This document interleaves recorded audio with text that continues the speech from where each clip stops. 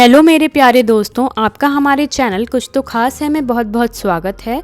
दोस्तों, आज मैं आपके लिए लाई हूँ एक बहुत ही मज़ेदार बिजनेस आइडिया, जो है अपना कोचिंग सेंटर कैसे खोलें और उससे आप कैसे लाखों की कमाई कर सकते हैं। घर बैठे लाखों की नहीं तो हजारों की कमाई तो कर ही सकते हैं। तो दोस्तों, जैसा कि आप सब जानते हैं कि भारत की आबादी दिन प्रतिदिन बढ़ती जा रही है। कंपटीशन की अधिकता के कारण माँ बाप अपने बच्चों को बेहतर से बेहतर शिक्षा प्रदान करना चाहते हैं। ज्यादा आबादी होने के कारण स्कूल और कोचिंग दोनों की ही मांग में बढ़ोतरी भी देखी गई है। आज के समय में जितनी जरूरी स्कूल में पढ़ाई करना है, उतनी ही जरूरी कोचिंग में भी पढ़ना हो गया है। इसलिए माँ बाप भी अपने बच्चों को अच्छे स्कूलों और कोचिंग में पढ़ने भेजते हैं। इस वीडियो में हम जानेंगे कोचिंग सेंटर आप कैसे खोल सकते हैं और कैसे उससे पैसा कमा सकते हैं। तो अगर ये वीडियो पसंद आए तो वीडियो को लाइक कीजिएगा, शेयर कीजिएगा अपने फ्रेंड्स फैमिली के साथ, और अगर चैनल को आपने सब्सक्राइब नहीं किया है तो जल्दी से सब्सक्राइब कर लीजिए, जिससे आपको ऐसे ही नए नए बिजनेस आइडियाज मिलते रहें। तो आइए जानते हैं इसके बारे में। अगर आप कोचिंग सेंटर को बिजनेस के नजरिए से देखें तो ये एक बहुत ही अच्छा बिजनेस आइडिया है। आप अक्सर देखते होंगे कि कोचिंग के बाहर कितनी भीड़ रहती है और कितने बच्चे वहाँ पर पढ़ाई करने जाते हैं। अगर आप पढ़े लिखे हैं तो आप भी खुद की कोचिंग खोल सकते हैं। अगर आप पढ़े लिखे नहीं भी हैं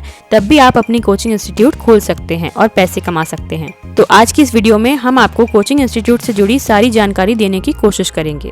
तो कोचिंग सेंटर कैसे खोलें? कोचिंग सेंटर खोलने से पहले आपको ये निर्णय लेना होगा कि आप खुद वहाँ पर पढ़ना चाहेंगे या फिर किसी दूसरे शिक्षक को अपनी कोचिंग में पढ़ाने के लिए रखेंगे। अगर आप खुद इस योग्य हैं कि कोचिंग में पढ़ा सकते हैं तो आपको खुद ही पढ़ाना चाहिए, क्योंकि अगर आप काबिल हैं तब भी आप किसी और दूसरे को पढ़ाने के लिए रखते हैं तो आप उसको जो पैसे देंगे वो आप एक तरह से व्यर्थ ही गवाएंगे। खुद पढ़ाकर आपकी मेहनत जरूर ज्यादा लगेगी पर मुनाफा भी अधिक होगा। अगर आप ज्यादा पढ़े लिखे नहीं हैं तो आप कोचिंग सेंटर खोलकर खुद उसको मैनेज कर सकते हैं, जबकि पढ़ाने का जिम्मा कुछ शिक्षकों को दे सकते हैं, जिनको आप हर महीने एक सैलरी के बेसिस पर रखेंगे। ऐसे में आपका मुनाफा जरूर कम होगा, पर आप ये काम पार्ट टाइम भी कर सकते हैं। कोचिंग मैनेज करने के साथ साथ आप कोई और काम भी कर सकते हैं। इसके साथ साथ आपको क्षेत्र की शिक्षा की मांग भी समझनी होगी। इससे हमारा तात्पर्य ये है कि आप जिस जगह अपना कोचिंग सेंटर खोलने वाले हैं, वहाँ पर रहने वाले विद्यार्थी किस तरह के स्कूल में पढ़ते हैं और किस तरह की कोचिंग का वहाँ पर अभाव है। स्कूल में किस तरह की शिक्षा दी जाती है, ये जानना इसलिए भी जरूरी है क्योंकि आजकल स्कूल भी कई अलग अलग बोर्ड जैसे कि ICSE, CBSE और स्टेट बोर्ड की पढ़ाई मुहैया कराते हैं, और ये सब एक दूसरे से बहुत ही अलग होते हैं। आपको अपने स्किल के हिसाब से अपनी कोचिंग में पढ़ाए जाने वाले बोर्ड का चयन करना होगा। अब बात आती है कोचिंग के विषयों का चयन कैसे करें। अब जब आप अपने बोर्ड का चयन कर चुके हैं तो आपको सोचना होगा कि आप किस विषय को अच्छी तरह से दूसरों को पढ़ा सकते हैं। मान लीजिए आप इंग्लिश में अच्छे हैं और आपके क्षेत्र में इंग्लिश की कोचिंग की कमी है, तो आप इंग्लिश पढ़ाना शुरू कर दीजिए, क्योंकि इस तरह की कोचिंग की वहाँ जरूरत है। इसी तरह अगर आप एक विषय के अलावा दूसरे में भी उतने ही अच्छे हैं और मजबूत पकड़ रखते हैं तो आप 2 विषय भी पढ़ा सकते हैं। जैसे कि इंग्लिश तो आप पढ़ा ही रहे हैं, पर अगर आपका गणित या कोई और विषय अच्छा है तो आप वह भी पढ़ा सकते हैं। पर आपको बता दें, कोचिंग वही ज्यादा लोकप्रिय होती है जिनमें सिर्फ एक ही विषय पढ़ाया जाता है, और आपके ज्यादातर बच्चे 9वीं कक्षा के बाद के ही होंगे। इसलिए विषयों के चयन के बाद छोटी छोटी चीजों का ध्यान रखें और जहाँ तक हो सके खुद एक विषय ही पढ़ाएं।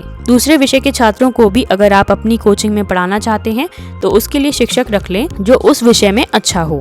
तो अब जानते हैं कोचिंग सेंटर के लिए स्थान का चयन कैसे करें। आपको अपनी कोचिंग सिर्फ उस जगह पर खोलनी चाहिए जहां से वे छात्रों की नजर में आसानी से आ जाए। इससे आपको कई फायदे होंगे, और सबसे अहम बात कि आपकी कोचिंग की मार्केटिंग भी फ्री में हो जाएगी। कोचिंग के लिए उस स्थान का चयन करें जहाँ से आपके छात्रों को आने जाने में तकलीफ ना हो। आपकी कोचिंग ज्यादा दूर जैसे कि शहर के आखिरी कोने में नहीं होनी चाहिए, क्योंकि छात्र कहीं दूर दराज पर स्थित कोचिंग तक नहीं जा पाएंगे। जहाँ तक संभव हो अपनी कोचिंग को एक शांत कमरे या हॉल में शुरू करें।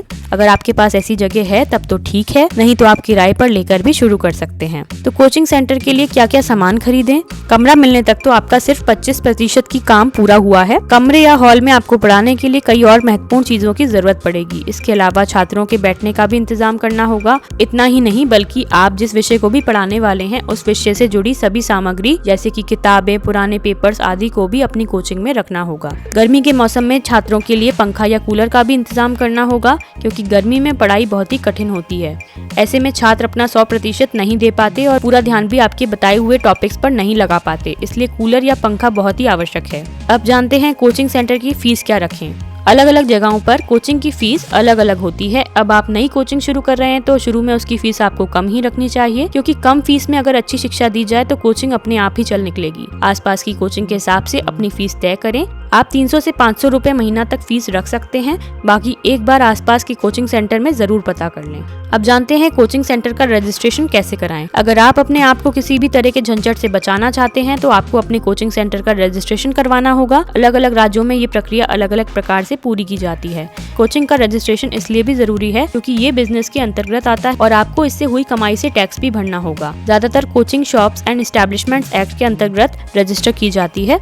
अपने राज्य में रजिस्ट्रेशन के नियमों को जानें और फिर अपनी कोचिंग को रजिस्टर कराएं। अब जानते हैं कोचिंग सेंटर खोलने की लागत क्या आती है। कोचिंग सेंटर के लिए आपको अलग अलग सामान जैसे ब्लैक बोर्ड, कूलर या एसी, चेयर और बेंच, कंप्यूटर आदि की आवश्यकता पड़ती है। इसके अलावा भी कुछ और खर्चे होते हैं, जैसे अगर किराए पर हॉल लिया है तो उसका किराया, बिजली का बिल आदि। उनको मिलाकर अगर देखा जाए तो आपकी लागत 70,000 से 1 लाख तक पहुंच सकती है। आपको ये पैसे एक बार ही निवेश करने पड़ते हैं।